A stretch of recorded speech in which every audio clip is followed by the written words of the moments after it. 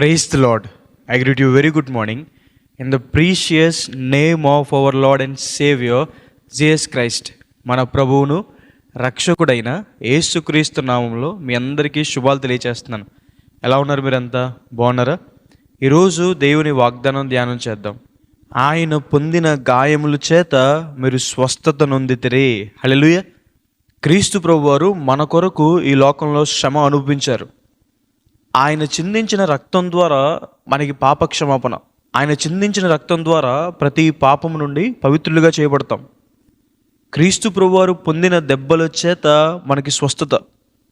క్రీస్తు ప్రభువారు 39 కొరడా దెబ్బలు మన కోసం భరించారు.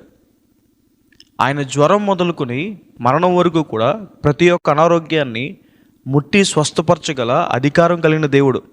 క్రీస్తు ప్రభువారి దగ్గరికి విశ్వాసంతో వచ్చిన అనేక మందిని ఆయన బాగు చేశారు.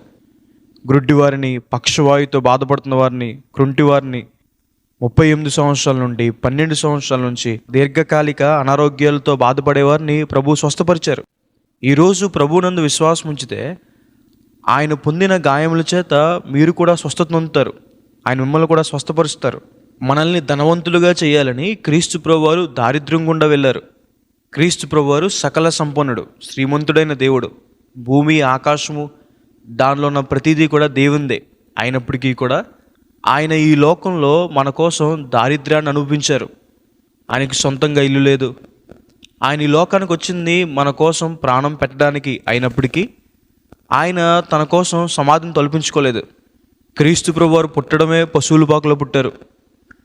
ఎందుకు క్రీస్తు ప్రభువారు ఈ లోకంలో దారిద్ర్యం గుండా వెళ్ళారు అంటే మనల్ని ధనవంతులుగా చేయాలని, మనల్ని భాగ్యవంతులుగా చేయాలని, విశ్వాస విషయంలో భాగ్యవంతులుగా చేయాలని, అలాగే ఈ లోక ధనం విషయంలో మనల్ని భాగ్యవంతులుగా చేయాలని, పరలోకం అనే అతి గొప్ప భాగ్యాన్ని మనకు అనుగ్రహించాలని, పరలోక రాజ్య వారసులుగా మనల్ని చేయాలనే దేవుడు ఈ లోకంలో దారిద్ర్యం గుండా వెళ్ళారు. క్రీస్తు ప్రభువారు ఈ లోకంలో అనేకమైన శోధనలు గుండా వెళ్ళారు. ఎందుకు అంటే మన ప్రతి శోధనలో మనకు సహాయం చేయడానికి. క్రీస్తు ప్రభువారిని అనేక మంది నిందించారు. క్రీస్తు ప్రభువారిని సాతాను వచ్చి శోధించాడు. క్రీస్తు ప్రభువారి దగ్గర మేలు పొందిన వారే, అద్భుత కార్యాలు పొందిన వారే క్రీస్తు ప్రభువారిని సిలువ వేసేయమన్నారు. క్రీస్తు ప్రభువారు అపోస్తుల్లో ఒక శిష్యుడైన యూదా ఇస్కరియోతే 30 వెండి క్రీస్తు ప్రభువుని అప్పగించేశాడు. ఒక మనిషి వెళ్ళే ప్రతి శ్రమ, ప్రతి బాధ, ప్రతి శోధన గుండా క్రీస్తు ప్రభువారు వెళ్ళారు. అందుకే ఆయన మనకి ప్రతి శోధనలో, ప్రతి శ్రమలో మనకి సహాయం చేయగలడు.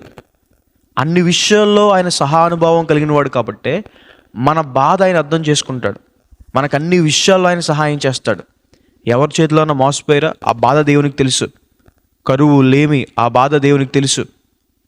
నిందలు, అవమానాలు ఆ బాధ దేవునికి తెలుసు. శోధనలు ఆ బాధ దేవునికి తెలుసు. క్రీస్తు ప్రభువారు వాటి అన్నిటి యందు జయం పొందారు. మనకు కూడా జయం అనుగ్రహిస్తారు. కాబట్టి క్రీస్తు ప్రభువారు పొందిన దెబ్బల చేత మనకు స్వస్థత. ఆయన చిందించిన రక్తం ద్వారా మనకు పాపక్షమాపణ. ఆయన ఈ లోకంలో దారిద్ర్యాన్ని అనుభవించి మనల్ని భాగ్యవంతులుగా చేశారు. ఆయన శోధనలు గుండా వెళ్ళారు. మన శోధనలో ఆయన మనకు సహాయం చేస్తారు. కాబట్టి ఈ వాగ్దానాన్ని విశ్వసించండి.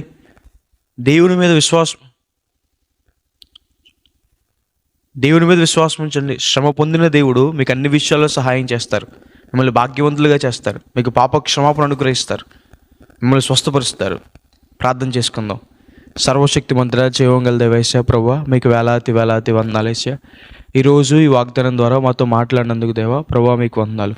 ప్రియులు ఎంతమంది అయితే ఈ వాగ్దానం వీక్షిస్తున్నారో, విశ్వాసం ఉంచుతున్నారో వారి జీవితంలో మేలు చేయండి ప్రభువా. పాపక్షమాపణ లేని వారికి పాపక్షమాపణ దయచేయండి. మారు మనసు లేని వారికి మారు మనసు దయచేయండి ప్రభువా. అనారోగ్యంతో బాధపడుతున్న వారిని స్వస్థపరచండి, మేలు చేయండి.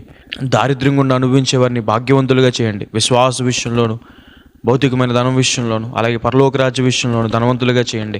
అలాగే తండ్రి ప్రభా యేసయ్యా, శోధనలు గుండా వెళ్ళే వారికి ప్రభా మీ సహాయాన్ని అందించండి. ఆ శోధనల పైన జయమని గ్రహించండి. వేరే కృప చూపించమని యేసు నామమున వేడుకుంటున్నాను తండ్రి, ఆమేన్. God bless you. God bless India. క్రీస్తు ప్రభువారు మన కోసం ముళ్ళ కిరీటాన్ని పెట్టించుకున్నారు. ఆయన చేతుల్లో, కాళ్ళలో మన కోసం మేకులు కొట్టించుకున్నారు.